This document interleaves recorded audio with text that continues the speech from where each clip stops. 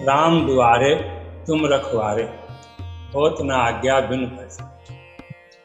अब इसका अर्थ है, अगर इसको हम ध्यान से देखें या ऐसा परिकल्पना करें कि राम द्वारे का मतलब द्वारा उसी का होता है, उसका भवन होता है, आवास होता है। तो भगवान राम जी का एक आवास है और उसमें रहते हैं, और उसके द्वारे पर, दरवाजे पर हनुमान जी प्रहरी के रूप में, रक्षक के रूप में सेवा भाव लिए हुए और बैठे हुए हैं।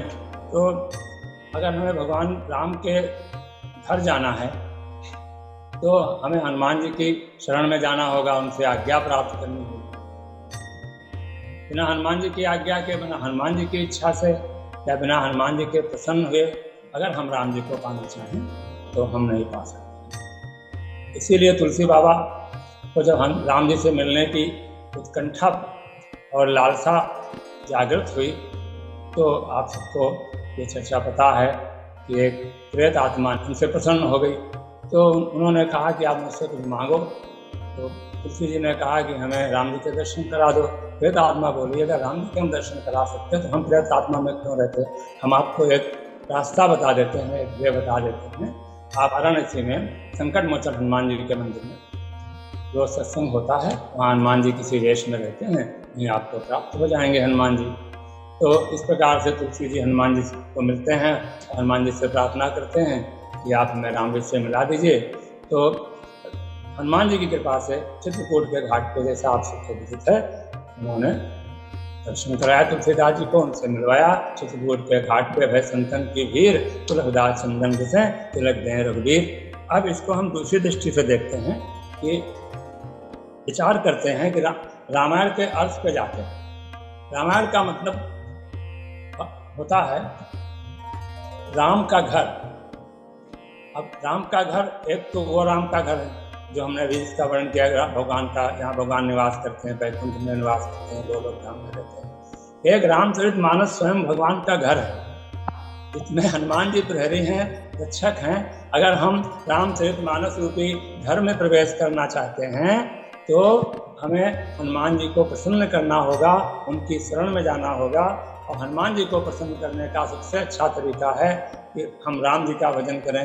राम जी को प्रसन्न करना चाहें, राम जी के बताए हुए आदर्शों पर चलें, अनुशासन में रहें, परमात्मा के अनुशासन में रहते हुए भक्ति भाव से अगर हम ईश्वर को पुकारेंगे, हनुमान जी हमारे ऊपर कृपा करेंगे। तो नहीं तो हम रामचरितमानस का अवगाहन नहीं कर सकते हैं। बाबा लिखते हैं, यही सर आवत अति कठिनाई, राम कृपा बिनु आए न जाई। तो जब राम की कृपा होगी तभी इस मानस रूपी सरोवर में स्नान कर सकते हैं, और उसके लिए हमें सत्संग करना पड़ेगा। सत्संग के लिए सदगुरु के पास जाना पड़ेगा, और हनुमान जी से बड़ा सदगुरु कोई नहीं है। भगवान के को पाने के लिए एक बहुत अच्छा माध्यम है कि हम हनुमान जी के शरण में जाएं, हनुमान जी को हम याद करें। तो इस प्रकार से इस दूसरी चौपाई है, सब सुख लहाएं तुम्हारी शरणा, तुम रक्षक काहू को दो। और सब प्रकार के जो सुख हैं, हम संसार में आते हैं, सभी का ये चिंतन होता है, ये इच्छा होती है, कामना होती है कि हे भगवान हम सब प्रकार के सुखों को प्राप्त करें, हमारे शरीर में कोई कष्ट ना हो, हम धर्म अर्थ काम मोक्ष पुरुषार्थ चतुष्टय जो होते हैं, जो हमें सब प्रकार के सुख प्रदान करते हैं। तो हम उसको पाने के लिए हम क्या करें? तो सब सुख लाएं तो हमें हनुमान जी की शरण में जाना पड़ेगा। अब हनुमान जी के शरण जाने से मिलता क्या है? जब हनुमान चालीसा की आरंभ में हम कहते हैं, श्री गुरु चरण सरोज रज निज मन मुकुर सुधार, बरनौ रघुबर विमल जस जो दायक फलचार, प्रणमो पवन कुमार खलबन पावक ज्ञान घन। तो उसमें बल बुद्धि विद्या देव मही हरव कलेश। हनुमान जी से मांगते हैं कि हनुमान जी हमको बल बुद्धि और विद्या दीजिए। और जब हमारे अंदर ये चीज़ें आ जाएंगी, बुद्धि आ जाएगी और हमारे विकार समाप्त हो जाएंगे, जब तक हमारे शारीरिक विकार, शारीरिक बीमारियां, कष्ट और मानसिक विकार रहेंगे, काम क्रोध लोभ मोह मद मत्सर रहेंगे, तब तक हमको सुख नहीं प्राप्त हो सकता है।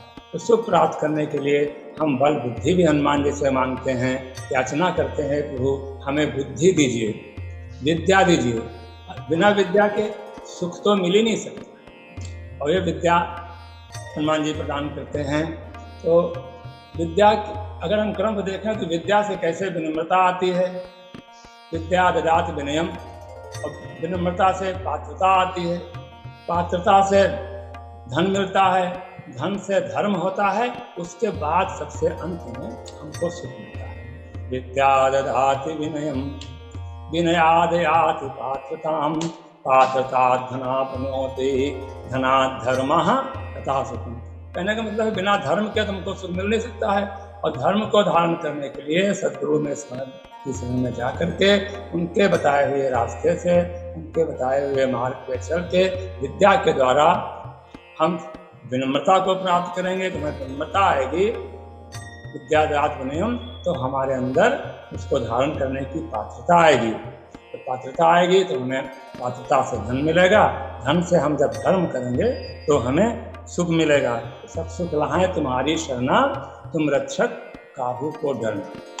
अब हनुमान जी जिसकी रक्षा करेंगे तो किसी के डरने की आवश्यकता नहीं है, किसी से भयभीत होने की आवश्यकता नहीं है।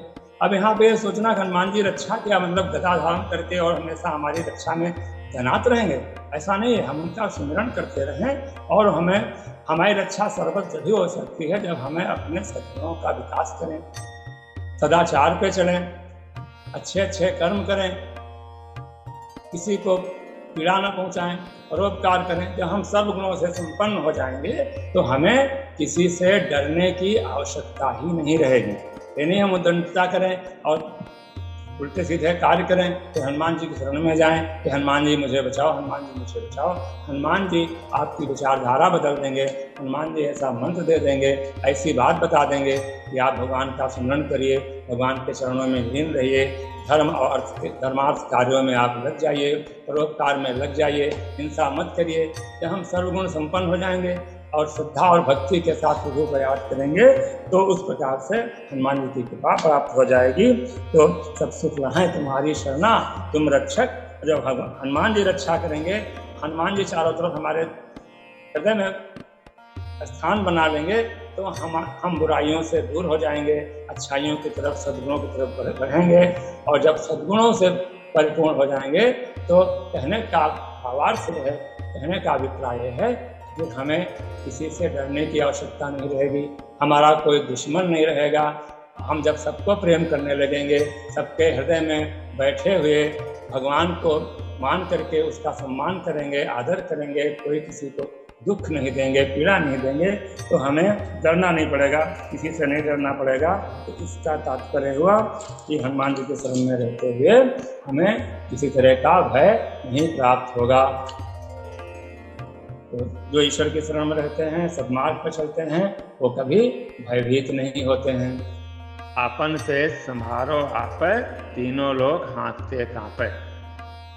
तीसरी चौपाई आज की है, हे हनुमान जी, आप इतने तेजवान हैं, इतने बलवान हैं कि आप अपने तेज को स्वयं ही संभाल सकते हैं, अपने धारण कर सकते हैं, और कोई नहीं कर सकता। और संभारो आप, संभारो का मतलब याद भी करना होता है। अपने तेज को याद करते हुए आप तीनों लोगों को अपनी गर्जना से कपा देते हैं। लेकिन हनुमान जी ऐसे नहीं है। इसका शाब्दिक अर्थ यह हुआ कि हम भगवान के तीनों गर्जना करते, तीनों लोग कांप जाते हैं। कांपते कौन हैं? जो राक्षस प्रवृत्ति के व्यक्ति होते हैं, जो दुष्ट प्रवृत्ति के व्यक्ति होते हैं, वो हनुमान जी से कांपते हैं, क्योंकि वो गलत कार्यों में लगे रहते हैं, दूसरों को पीड़ा पहुंचाते हैं। तो हनुमान जी गर्जना कब करते हैं? हनुमान जी गर्जना करने वाले बहुत भयंकर भगवान नहीं है, वो शंकर स्वयं केसरी नंदन हैं और मंगल मूर्त हैं, बाल रूप में रहते हैं और माता के चरणों में, राम जी के चरणों में निरंतर ध्यान लगाए रहते हैं, और बल के साथ में शीलवान भी हैं। जो भक्त बल के साथ शीलवान होगा, विनम्र होगा, तो वो सिंह की तरह क्यों दहाड़ेगा, आँख क्यों लगाएगा, गर्जना क्यों करेगा? दुष्टों का संहार करने के लिए सठे साठम समाचरित ये सिद्धांत के ऊपर हनुमान जी को क्रोध आता है उनको नष्ट करने के लिए।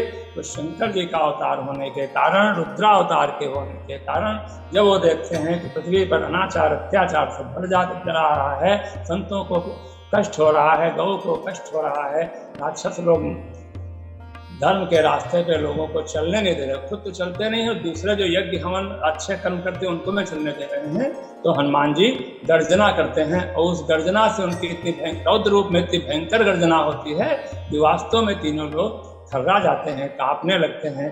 कई उदाहरण ऐसे, और राम जी का और रावण का जब युद्ध होता है तो हनुमान अंगद रण गाजे, हाँक सुनत रजनीचर भागे। इतना भय खाते हैं रजनीचर प्रवृत्ति के व्यक्ति, निशाचर प्रवृत्ति के व्यक्ति, कि हनुमान जी की हाँक सुनते ही, उनकी दहाड़ सुनते ही, उनकी गर्जना सुनते ही वो भाग लेते हैं। तो अब लंका को जलाते हुए हर प्रेरित अवसर चले मरुत 49, अट्ठहास कर गर्जा कपि बढ़ लाज आकाश। अट्ठहास करके गर्जना करते हैं और आसमान से लग जाते हैं। विकट रूप में लंका को उन्होंने जलाया, और लंका खेत से चलते समय जो उन्होंने गर्जना करी, चलत महाधुनि गर्जस भारी, गर्भ सुमहि रजनीचर नारी। तो जब हनुमान जी विचारशील भगवान हैं, ईश्वर हैं, देवता हैं, तो विवेकशील हैं, तो वो अनायास ही कोई गर्जना नहीं करते हैं। जब उन्हें दुष्टों को डरवाना होता है कि संभल जाओ मैं आ रहा हूँ, तब वो गर्जना करते हैं, और उनकी गर्जना से, उनके हाथ से तीनों लोग कांप जाते हैं। अगली चौपाई है, भूत पिशाच निकट नहीं आवे, महावीर जब नाम सुनावे। सामान्य दृष्टि से, सामान्य अर्थों में अगर इसको हम देखें, तो जब हम भगवान हनुमान जी का नाम लेते हैं या उनको याद करते हैं, उनका हनुमान चालीसा का पाठ करते हैं या हनुमान चालीसा का पाठ करते हुए जाते हैं, तो हम भूत प्रेत तमाम तरह की बाधाओं से मुक्त रहते हैं, हमें किसी प्रकार का भय नहीं रहता है। दूसरी दृष्टि में अगर इसको हम इस प्रकार से इसका अभिप्राय लें, तो भूत प्रेत, हनुमान जी इतने मृदुल स्वभाव के हैं, भगवान राम के भक्त हैं, सहृदय हैं, किसी से उनको डरने की आवश्यकता नहीं है। विशेषकर भूत प्रेत जो हैं वो शंकर जी के गण हैं, और शंकर जी के गण होते हुए जब कोई भूत प्रेत उनके किसी के को बाधा होती है या किसी को ऐसा भय लगता है, हनुमान जी की याद हम करते हैं तो उनको ऐसा प्रतीत होता है कि तो मेरे स्वामी को याद कर रहा है, ये रुद्रावतार हैं और हम अपने शंकर जी के गण हैं। तो शंकर जी को याद करने से या हनुमान जी को याद करने से उनकी सेवा में लगे हुए भूत प्रेत और जो भी हैं वो किसी को बाधा नहीं पहुंचाते हैं, पास ही नहीं आते। दूरादेव पलायन्ते, दुर्गा सप्तशती में लिखा है ये दूर से देखते हैं भाग जाते हैं। जैसे हाँक सुनत रजनीचर भागे, जैसे हनुमान जी का नाम स्मरण करने से, हनुमान चालीसा का मन ही मन पाठ करने से हम किसी भी रास्ते चले जाएं, कहीं भी चले जाएं, हमें किसी प्रकार का बाधा नहीं होगी, हमें किसी प्रकार का भय नहीं होगा। नासय रोग हरे सब पीरा, जपत निरंतर हनुमत। अब निरंतर अगर हनुमान जी की हम याद करें तो हमें न कोई रोग होगा, या जो रोग होगा वो रोग हमारा धीरे धीरे नष्ट होगा, भगवान की कृपा होगी। हनुमान जी को याद करने का सबसे अच्छा ये तरीका है कि हम राम जी को याद करें, राम नाम का जप करें, राम के गुणों का वर्णन करें, राम के यश का वर्णन करें, रामचरितमानस का पाठ करें, भगवान की लीलाओं का वर्णन करें और वर्णन सुने। तो राम जी के चरणों में अगर हमारी प्रीत होगी, तो हनुमान जी के चरणों में हमारी प्रीत होगी, तो निरंतर जप करने से और मुक्ति मिल जाती है रोगों से, कष्टों से।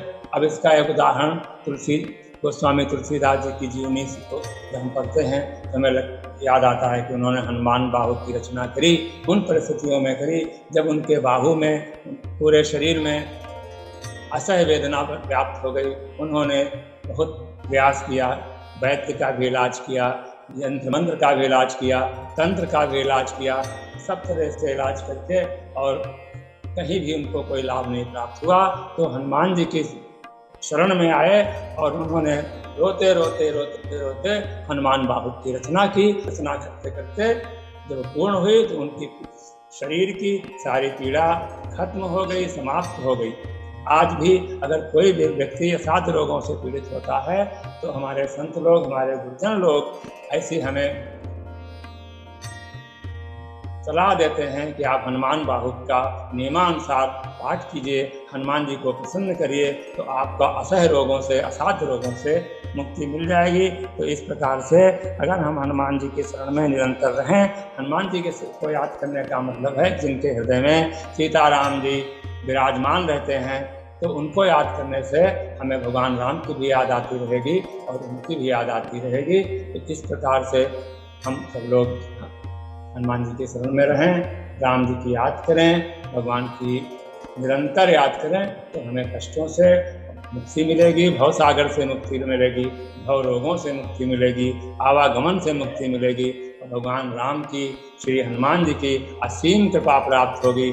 हमें किसी का भय नहीं रहेगा, किसी से हमें डरना नहीं पड़ेगा, और हम अच्छे गुणों को धारण करते हुए इस संसार में रहते हुए हमारा जो यहाँ पे रहेंगे तो पुरुषार्थ प्रतिष्ठा को प्राप्त करेंगे। हनुमान जी की कृपा से, राम जी की कृपा से धर्म, अर्थ, काम, मोक्ष सब कुछ प्राप्त कर लेंगे। भगवान सब कुछ देते हैं, अपने भक्तों को अधूरा में, अभाव में नहीं रखते। भगवान कहते जो लोग भक्त नहीं हैं तो वो अभाव में नहीं रहते, तमाम तरह के सुख वैभव का प्रयोग करके जीवन में सुखी रहते हैं। तो हमारे भक्त जो है क्यों ना सुखी रहें। तो इस प्रकार से भगवान भक्तों को भी सुख प्रदान करते हैं और सबको सुख प्रदान करते हैं। बोलो श्यावर रामचंद्र की जय, महादेव की जय, ओम सतनुमान की जय।